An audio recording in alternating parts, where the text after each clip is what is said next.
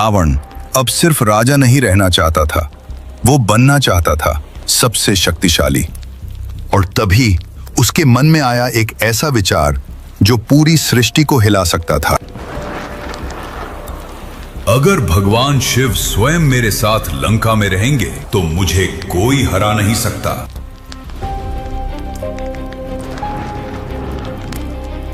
और फिर शुरू हुई एक ऐसी तपस्या जिसे देखकर देवता भी डर गए।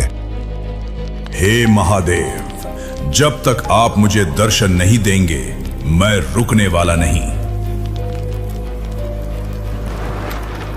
ओम नमः शिवाय, ओम नमः शिवाय। महादेव सुन रहे हैं ना? जब तक आप मुझे दर्शन नहीं देंगे मैं अपना सब कुछ अर्पित करता रहूंगा।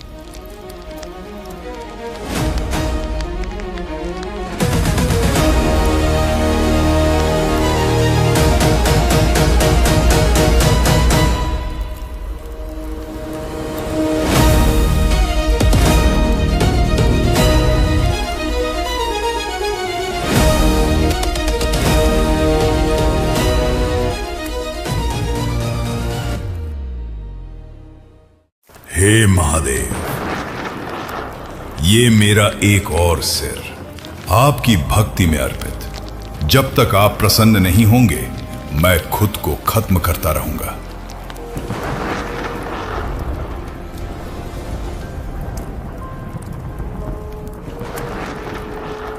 रावण, तुम्हारी भक्ति से हम प्रसन्न हुए।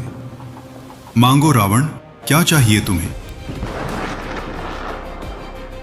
प्रणाम महादेव। अगर आप सच में मुझसे प्रसन्न हैं तो मेरे साथ लंका चलिए, वहां निवास कीजिए ताकि कोई भी मुझे कभी पराजित न कर सके। रावण, यह संभव नहीं है। हम कैलाश को छोड़कर कहीं और नहीं जा सकते। तो फिर महादेव, मुझे आपका आत्मलिंग दे दीजिए जिसे मैं लंका ले जाकर स्थापित कर सकूं। ठीक है रावण, हम तुम्हें आत्मलिंग देते हैं, लेकिन याद रखना इसे रास्ते में कहीं भी भूमि पर मत रखना। यदि तुमने इसे एक बार भी नीचे रखा तो ये वहीं स्थिर हो जाएगा और फिर कभी नहीं उठेगा। हे महादेव, मैं इसे कभी भूमि पर नहीं रखूंगा और इसे लंका लेकर ही जाऊंगा। अब मुझे कोई नहीं रोक सकता, न देवता न स्वयं मृत्यु। अब रावण ही सबसे बड़ा है। चाहे कुछ भी हो जाए मैं रुकने वाला नहीं हूं।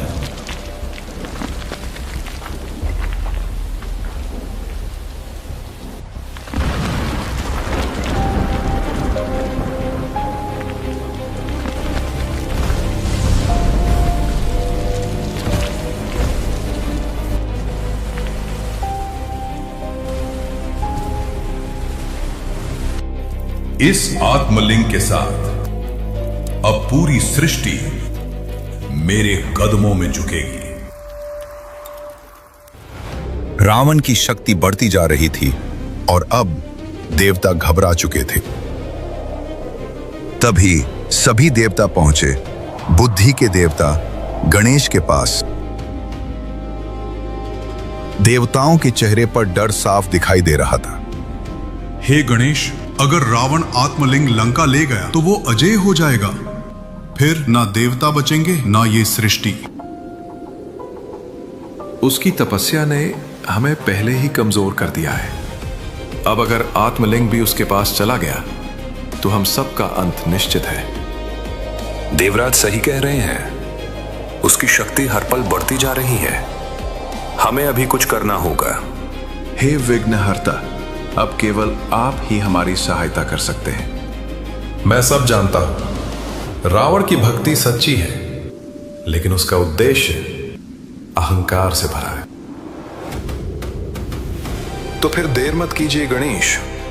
अगर रावण लंका पहुंच गया तो उसे कोई नहीं रोक पाएगा। देवराज, हर युद्ध शक्ति से नहीं जीता जाता। कभी कभी बुद्धि ही सबसे बड़ा अस्त्र होती है। रावण शक्तिशाली है, लेकिन वो जल्दबाज भी है, और यही उसकी सबसे बड़ी कमजोरी बनेगी। तो क्या आप उसे रोक पाएंगे? मैं आत्मलिंग को लंका तक पहुंचने नहीं दूंगा, और रावण का अहंकार उसी के कदमों में रोक दूंगा। हर युद्ध शक्ति से नहीं, बुद्धि से जीता जाता है। सूर्य अस्त होने को था। रावण तेजी से आगे बढ़ रहा था, लेकिन तभी उसके सामने आया एक मासूम बालक।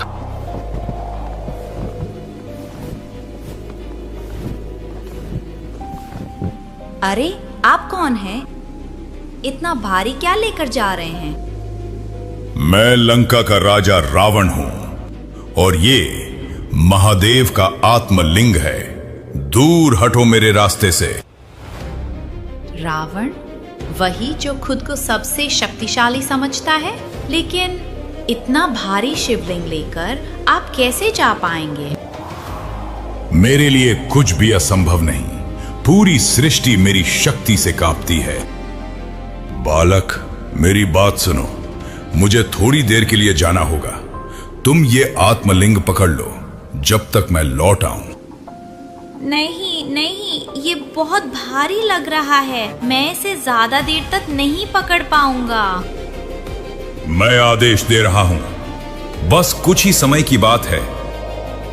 मैं तुरंत वापस आऊंगा। ठीक है, अगर आप कहते हैं, लेकिन मेरी एक शर्त है। मैं आपको 3 बार बुलाऊंगा। अगर आप नहीं आए तो मैं इसे यहीं रख दूंगा। मैं कभी देर नहीं करता। तुम बस इसे संभाल कर रखना।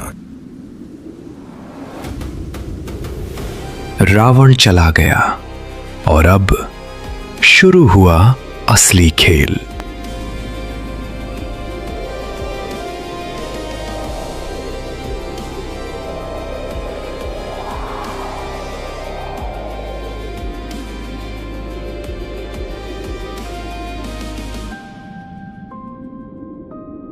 रावण, जल्दी आओ।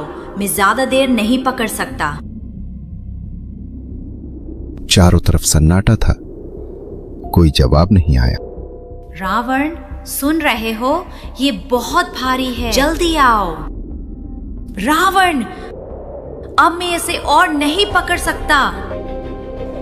और तीसरी पुकार के साथ ही बालक ने आत्मलिंग को धीरे से जमीन पर रख दिया, और उसी क्षण वो शिवलिंग धरती में हमेशा के लिए स्थिर हो गया।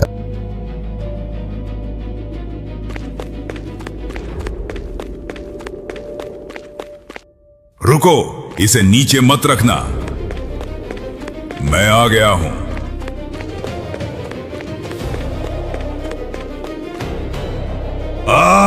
उठ जा। नहीं, ये असंभव है।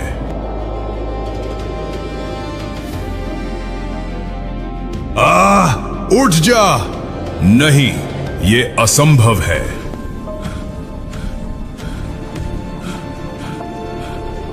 रावण, शक्ति के घमंड में तुम अपनी ही शर्त भूल गए, और यही तुम्हारी सबसे बड़ी हार बन गई।